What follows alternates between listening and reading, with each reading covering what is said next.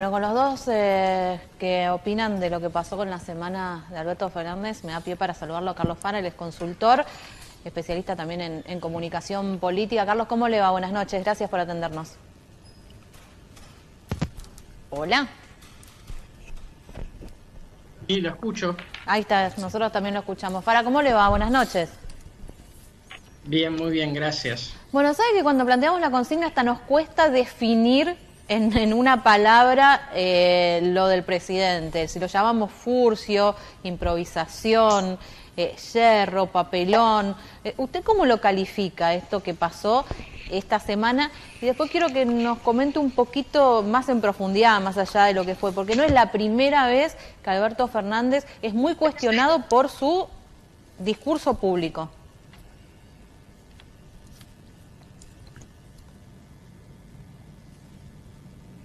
Parece que no te escucho. No sé si no me escuchó, si tiene un poco de retraso la comunicación. Hola, sí, ahí los escucho bien. Ahora me escucha bien. No, le decía, ¿cómo definimos esto que pasó la semana pasada con Alberto Fernández? Y preguntarle a usted si es más de lo mismo, porque no es la primera vez que comete errores en discursos públicos. No, a ver, digamos, yo creo que forma parte, digamos, de un estilo presidencial que es muy improvisado y totalmente falto de profesionalismo con la comunicación, ¿no? Es un presidente, digamos, que no cree que deba, digamos, prepararse para este tipo de instancias, sobre todo las que tienen que ver con un plano tan delicado en la comunicación como las relaciones internacionales del país, de manera que yo creo que ya hemos visto bastantes pruebas a lo largo del tiempo en este año y medio de gestión respecto a que este es el estilo del presidente. ¿Pero es un estilo o es subestimar también la investidura presidencial?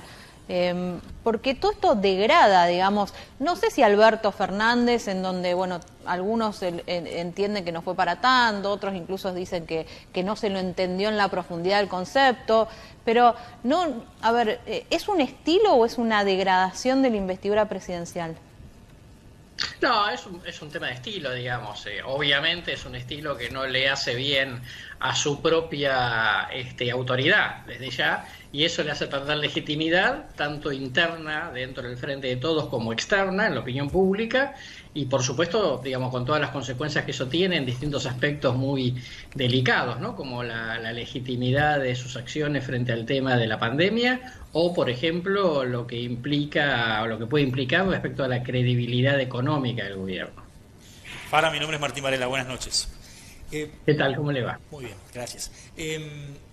A ver, ¿hay un punto de inflexión con esta declaración respecto de la credibilidad o la seriedad que la ciudadanía observa en el presidente? Algunos dicen que es muy difícil volver del ridículo, y la verdad es que la semana ha sido bastante difícil de sobrellevar para el presidente a partir de esta frase y obviamente cómo se transformó en un fenómeno viral. No, a ver, el presidente viene en un proceso de deterioro de imagen que lleva prácticamente un año, ¿no? Desde el caso Vicentín, desde hace un año atrás, a un presidente que ha ido progresivamente convirtiéndose en más confrontativo, y ha perdido el estilo moderado que tenía al principio de la gestión y al principio de la pandemia. Y eso, más allá de la confrontación en sí mismo, el problema que tiene es que él, cuando ganó precisamente por su moderación. Y él está perdiendo la moderación, tanto desde el punto de vista del estilo como desde el contenido ideológico del gobierno. Y por lo tanto, yo diría, más que verlo como un punto de inflexión, yo diría que es una gota más en un vaso de agua, digamos, que se está llenando a lo largo del tiempo, ¿no? Pero el deterioro, perdón Carlos, ¿cómo estás? Buenas noches. El deterioro de su imagen también tiene que ver con lo económico, digamos que nos lo acompaña, entonces estas cuestiones pasan a un primer plano. Claro, es sobre llovido mojado, ¿no? Es decir, la pandemia está en un mal momento, la economía obviamente no ayuda, el ruido político que él tiene en la tensión con la vicepresidenta tampoco ayuda, y sobre llovido mojado su estilo de comunicación obviamente termina de confirmar todas las dudas y los interrogantes que se tiene sobre la capacidad del presidente en el cargo. Pero este endurecimiento del discurso tiene también que ver con la cuestión electoral, es adrede para tratar de consolidar quizás un electorado más duro que busca este tono, ya perdiendo, digamos, ese centro o dándose por vencido en esa especie de centro moderado que planteó al principio. Yo lo que creo es que el presidente lo que está tratando es de calmar a las exigencias del ala más radicalizada dentro del Frente de Todos, ¿no? Que es el cristinismo, el Instituto Patria, en menor medida la Cámpora, y entonces el presidente, tratando de conformar al cristinismo, que le exige un estilo más duro, obviamente lo que termina haciendo es perder el favor que tenía al inicio en el centro moderado. Entonces, por resolver un problema genera otro. Y eso tiene, digamos, desgaste electoral, y eso tiene, claramente, digamos, va a tener alguna consecuencia en la elección de este año. Fara, buenas noches, Gustavo Gamboa en este caso. Estamos repasando el graph de lo que arrancó en su primera pregunta. Dice que Alberto Fernández tiene un estilo improvisado respecto a la comunicación.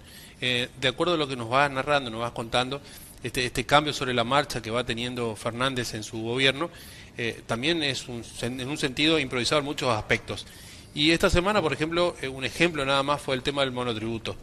Digamos, estamos ante un presidente que, a pesar de que tiene años de trayectoria política, ¿es un improvisado? A ver, cuando una persona es soberbia, piensa que se la sabe todas, por decirlo popularmente. Y me parece que ese es el caso del presidente. El presidente pensaba, digamos, que él era el que sabía de la gestión cuando él era el jefe de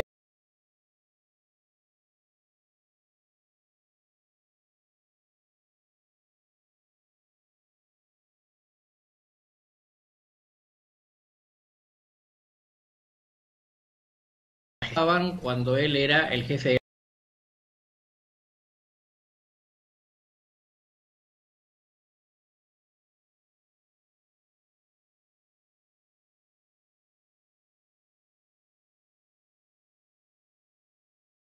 frente a una situación muy complicada, obviamente, desde ya, y por el otro lado, el hecho de que el presidente en esta cuestión lo que está mostrando también es que, más allá del déficit comunicacional, hay déficit de gestión, digamos que él no es el gran conocedor del Estado y el gran gestor que se imaginaba previamente que iba a ser. Y esto le incrementa las críticas internas de la propia Cristina, como ya las conocemos, y eso termina generando un círculo vicioso en donde un presidente, digamos, que pierde legitimidad genera conflicto interno, y ese conflicto interno le hace perder legitimidad, y así sucesivamente, y por eso, digamos, el desgaste es progresivo. Hola Carlos, ¿qué tal? Tito Meissner en este caso, ¿cómo te va? Un amigo en común me decía el otro día que, no obstante eso, y curiosamente, Alberto sigue teniendo en la respuesta de la gente y en la imagen que tiene la gente de él, algo que muchos quisieran tener, en la Argentina por lo menos, y no sé si en toda la política internacional, la imagen de un tipo honesto que quiere hacer las cosas bien y que está haciendo el esfuerzo por hacerlo, aunque todavía no le salga. Y eso hace que su imagen no caiga lo que podría haber caído con todos estos errores no forzados. ¿Es así? A ver, yo creo que en general no se cuestionan las buenas intenciones del presidente, ¿no? Y se te agregaría algo más. Ahora la pregunta es, ¿eso importa en la Argentina todavía? ¿Tener un tipo que tiene buenas intenciones? Importa, obviamente, digamos, porque no es lo mismo, digamos, persona, digamos, líder bien intencionado que mal intencionado. Lo que pasa es que a la corta o a la larga importan los resultados, ¿no? Lo cual es obvio. Tiene una cosa más, yo te diría que de alguna manera lo dispensa, que es el hecho de que efectivamente la gente entiende que le tocó una crisis internacional inédita de gran magnitud que obviamente no eligió, más allá de los problemas que recibió al momento de asumir. Ahora, ojo, digamos, eso va pasando el tiempo, digamos, y se va deteriorando, digamos, con lo cual el tema de las buenas intenciones y la dispensa por el tamaño de la crisis que le tocó, digamos, se va licuando a medida que va pasando el tiempo, ¿no? Fara, ¿cómo ve el escenario de acá encima con un año electoral extendido, largo, porque con las fechas que se corrieron en noviembre recién van a ser las elecciones? Bueno, a ver, digamos, primero, yo creo que vamos a que el desgaste del gobierno no necesariamente significa que el gobierno vaya a perder la elección de medio término. Obviamente, digamos, como sabemos, puede haber victorias con sabor a derrota y derrotas con sabor a victoria, ¿no?